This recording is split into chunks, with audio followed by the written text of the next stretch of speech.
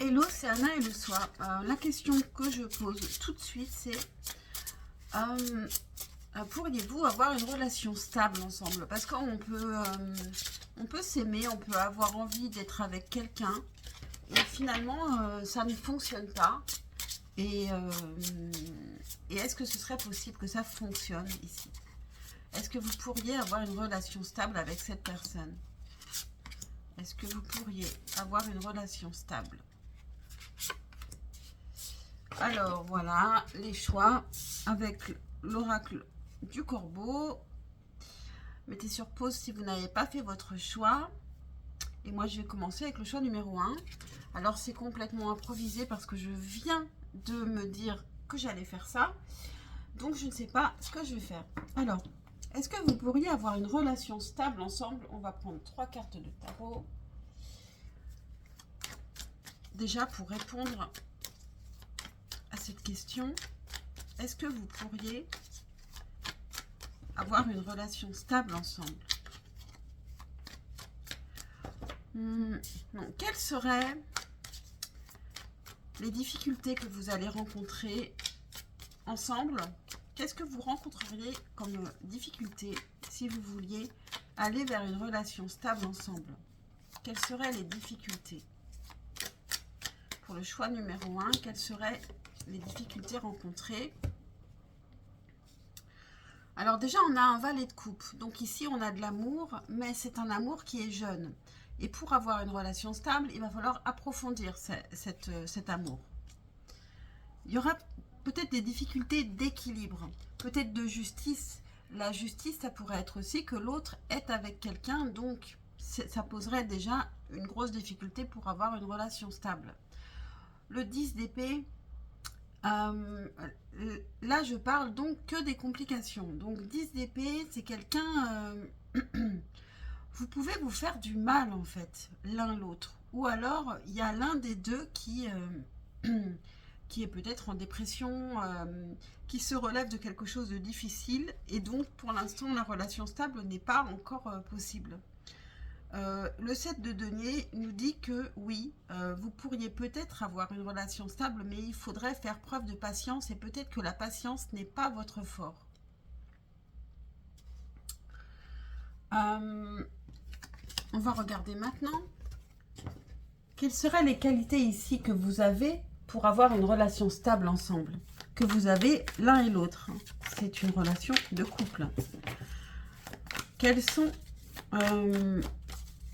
vos points positifs ici pour avoir une relation stable ensemble? Pour le choix numéro 1, quels sont les points positifs pour avoir une relation stable ensemble?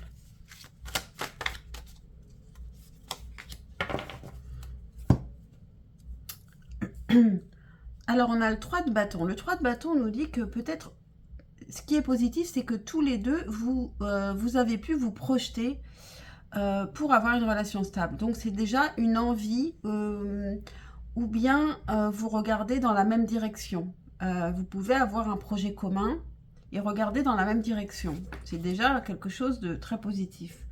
On a le monde. Alors, peut-être que vous pourriez aussi avoir des amis en commun ou l'envie de vous accomplir aussi, tous les deux. Peut-être sur un même projet. Ici, il y a un vrai amour quand même. Ici, on a émotionnellement, il y a un amour qui est vraiment réciproque. Et puis, il y a un équilibre, une recherche d'équilibre émotionnel qui est pareil chez l'un et chez l'autre. Et aussi, on a la persévérance. Donc, on a deux personnes qui sont plutôt courageuses et qui a du désir aussi entre vous. Et on est prêt à se battre pour que ça fonctionne.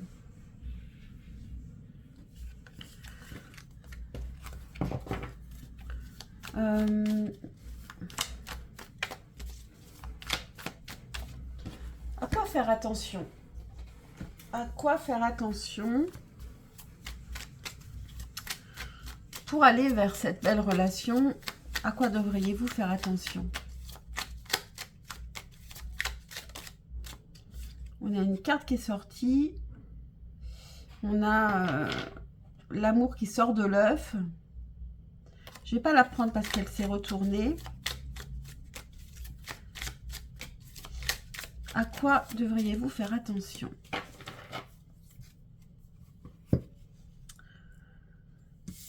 Là, on a la pluie d'abondance, la pluie d'étoiles. Alors, ici, on a le joueur de flûte. Donc ici, on vous dit de faire attention à ne pas vous laisser berner par des belles paroles.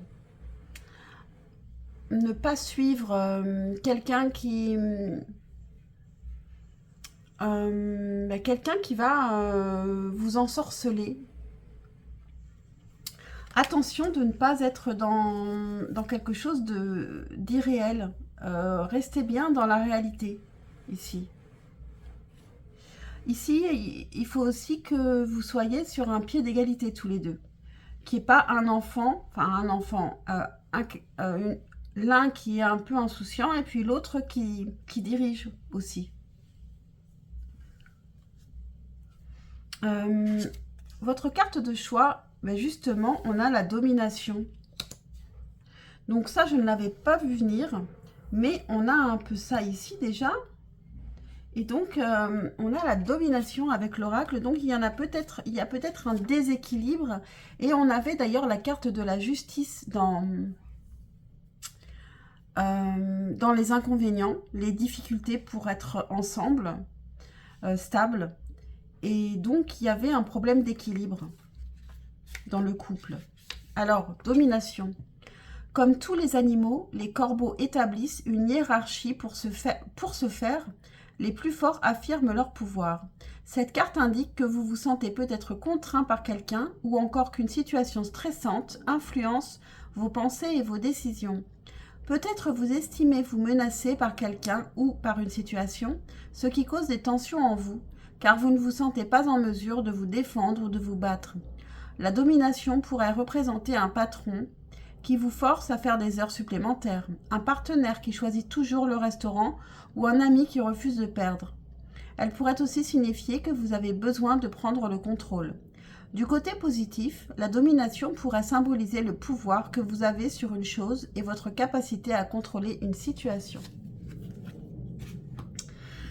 Voilà pour vous, choix numéro 1. J'espère que cette guidance rapide vous a aidé, vous a intéressé, mais moi je l'ai trouvée plutôt intéressante avec une fin assez surprenante. Et ben j'espère, pensez à liker, à vous abonner, c'est super important. Si je ne le dis pas, on oublie de le faire. En fait, le mieux, c'est de le faire. Moi, c'est ce que je fais pour ce que je suis et que j'aime de toute manière. Je like dès le départ. Comme ça, je n'oublie pas. Et je trouve que c'est tout à fait... je trouve que c'est vraiment correct et normal de liker une vidéo quand on l'a suivie. Donc, c'est parti pour le choix numéro 2. Et le choix numéro 2.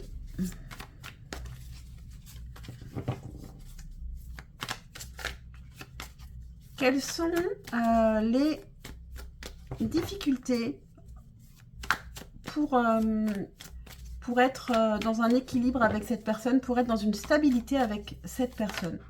Une stabilité donc à longue durée. Est-ce que c'est possible? Quelles seraient les difficultés, les inconvénients que vous pourriez rencontrer ensemble pour cette stabilité? Pour le choix numéro 2. Il faut que je me reconcentre là. Pour le choix numéro 2. Alors, on a le 10 de bâton en dos de deck qui nous parle de trop de pression qu'on peut se mettre sur les épaules. Peut-être qu'on veut être un petit peu trop parfait ici, qu'on se met la barre beaucoup trop haute et donc quelque part qu'on n'est pas forcément soi-même. Alors, on a le 9 de coupe. Alors ça, la difficulté, ça peut être que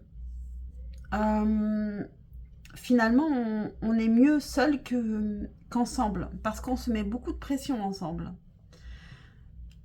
Donc la difficulté, c'est de pouvoir, il faudrait que vous puissiez être bien ensemble, que chacun s'apporte de l'énergie, parce que c'est ça quand même. Un couple, si ça n'apporte pas d'énergie à l'autre, réciproquement, à quoi bon? À part faire des enfants, il faut réfléchir à ça. Ensuite, on a le 2 de bâton. Et ça pourrait aussi vous faire un petit peu stagner. Il y a des choses que vous auriez envie de faire et que vous attendriez peut-être l'aval de l'autre pour pouvoir avancer. Alors que quand vous êtes seul, vous faites les choses seul et vous faites beaucoup plus de choses que vous avez envie de faire. Vous réalisez aussi vos souhaits. Avec le 9 de coupe, on parle aussi de souhaits. Peut-être que chacun peut avoir des souhaits différents. Et donc, c'est compliqué de se retrouver.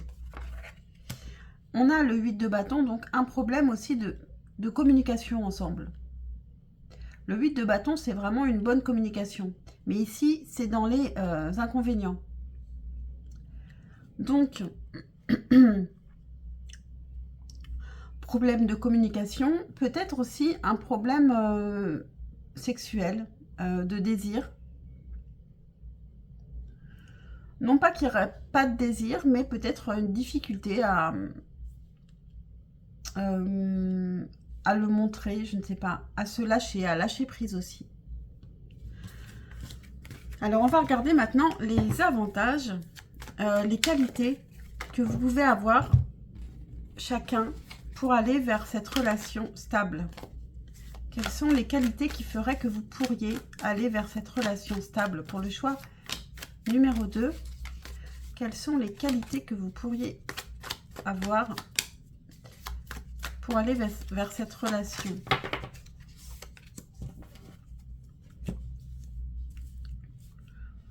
Avec l'empereur, vous êtes par contre stable en fait. Vous êtes stable peut-être l'un et l'autre, vous avez une stabilité, vous avez déjà une sorte d'empire. Vous savez à peu près ce que vous voulez, vous êtes assez charismatique. Il n'y aurait peut-être pas de problème d'ego. Alors là, on a la justice, mais en positif. Donc, il y a un certain équilibre. Chacun des deux, vous avez un équilibre. Vous êtes juste l'un envers l'autre. Vous êtes aussi à l'écoute l'un de l'autre. Donc, c'est plutôt très joli, les avantages ici de pour cette stabilité. Vous êtes à l'écoute l'un de l'autre. Vous êtes juste avec l'autre et vous êtes stable. Et vous savez dire ce que vous ressentez. Vous êtes à l'écoute de ce que ressent l'autre également. Plutôt très joli pour les avantages. Donc, à quoi faire attention avec le symbolon pour que cette relation aille bien, cette relation aille vers cette stabilité que vous souhaiteriez? À quoi faire attention? Je regarde d'autres decks, mais je ne... Ok, donc ici on a une sorte de... Je sais plus ce que c'est, une tisseuse.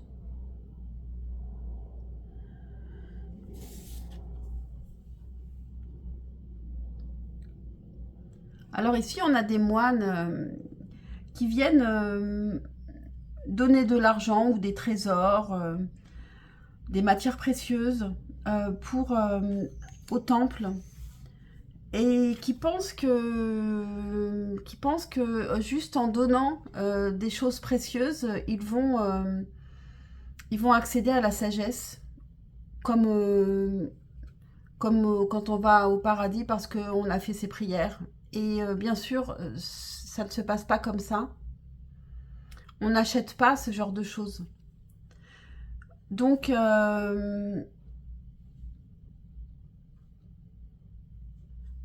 ici, qu'est-ce qu'on veut vous dire? Déjà, le message que je viens de vous dire, donc.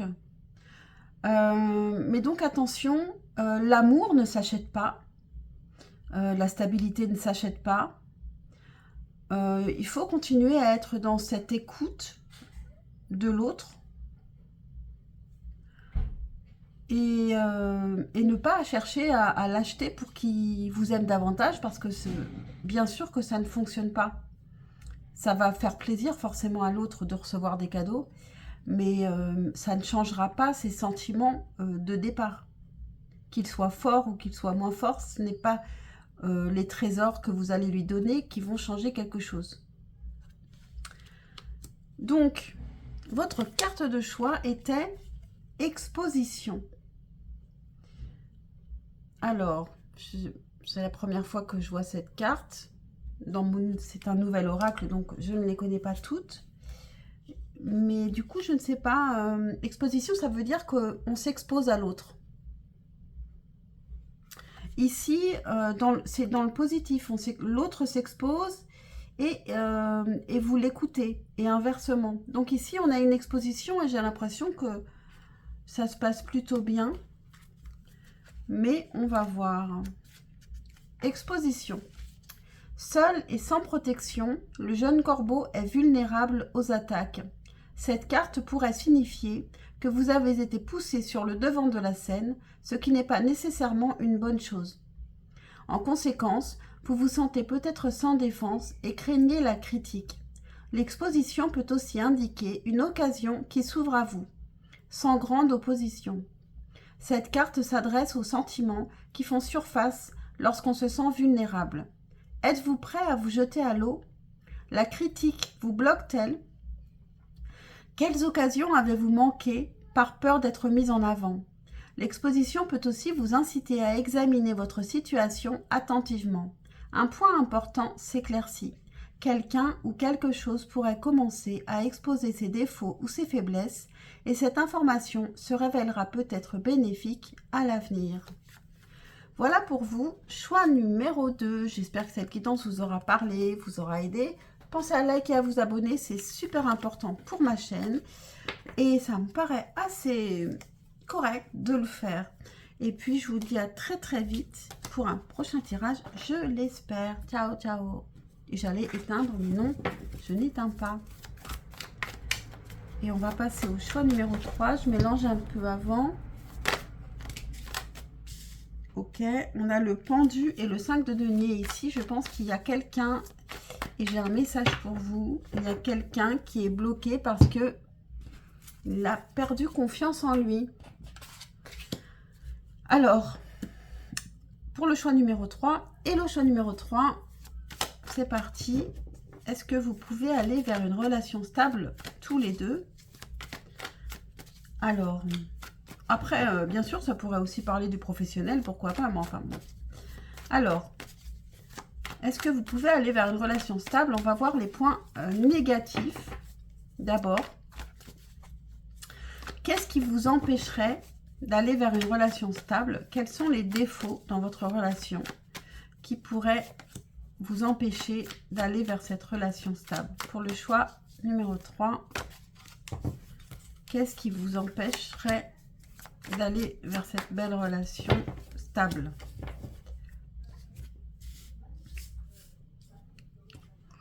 L'As de bâton en dos de deck nous parle de nouveaux désirs. Alors peut-être que c'est tout nouveau, ou alors l'un ou l'autre, ou les deux, vous êtes plutôt amateur de sensations très fortes. Vous aimez plutôt les nouveaux commencements, les débuts, et bon, vous n'êtes pas très très doué pour la routine qui vient derrière, qui s'installe. Oui, avec la roue de la fortune, on retrouve un peu ça. Vous pouvez être très changeant. Avec le 2 d'épée, on a une hésitation. On peut toujours hésiter à rester ou pas. Est-ce que c'est la bonne personne ou pas? Toujours avoir des doutes en fond. Et le valet de coupe, donc là, c'est dans le négatif. Donc, c'est des sentiments qu'on se dit très vite au tout début de la relation, mais qui ne vont pas forcément évoluer. Alors, on va voir les avantages de la relation maintenant. les avantages que vous pourriez avoir pour aller vers une relation stable. Pour le choix numéro 3,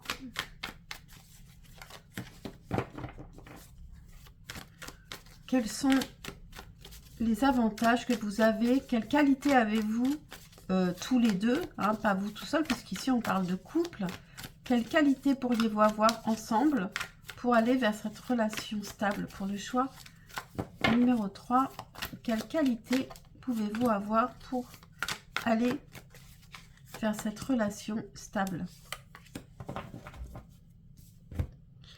On a le valet de bâton. Donc ici, on a des gens qui sont peut-être des signes de feu, en tout cas des gens qui sont plutôt enthousiastes. Donc c'est à la fois qualité et défaut pour vous.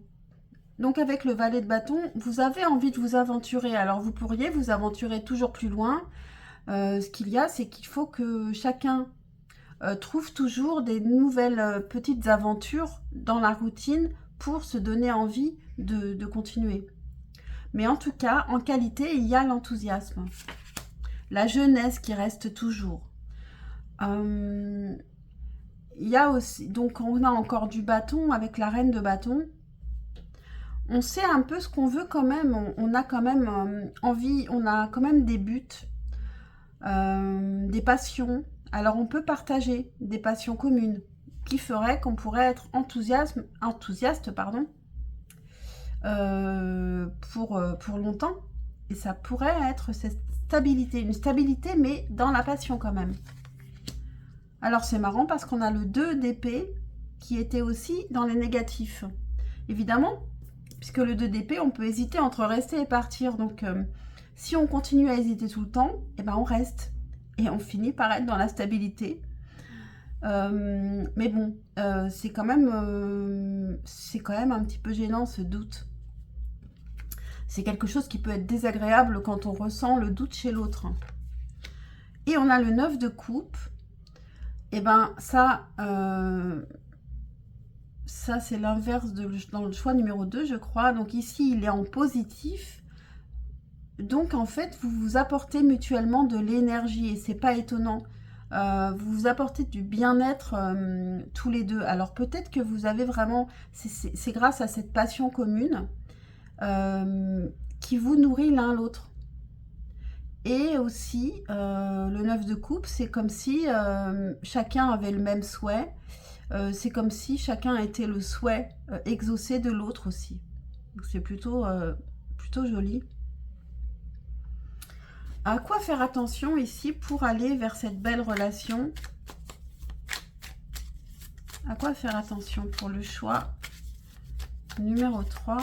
À quoi devriez-vous faire attention pour aller vers cette belle relation?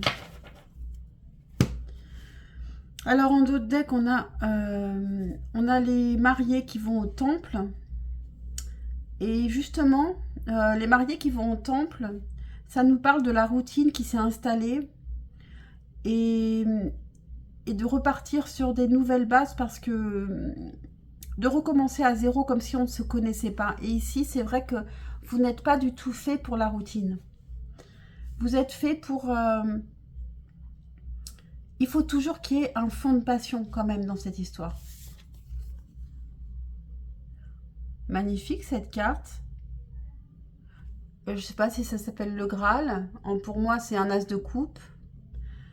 À quoi faire attention? Mais c'est garder l'amour intact. L'amour du début intact. Ici, on reste jeune. Ce serait un amour qui resterait jeune tout le temps. Et ça peut être très beau si on y arrive, mais c'est quelque chose de difficile. En fait, j'ai jamais vu cette carte, donc... et pourtant, bon, je l'ai depuis un moment. Même si je ne le regarde pas tout le temps.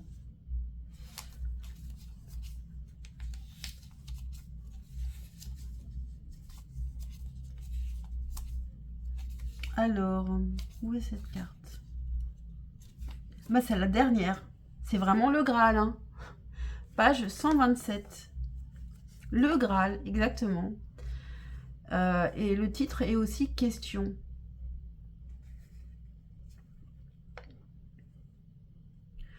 Alors, le Graal est un mythe chrétien Il a une profonde symbolique de pouvoir et de travail sur l'esprit, sur les âmes des hommes et des femmes. Hein.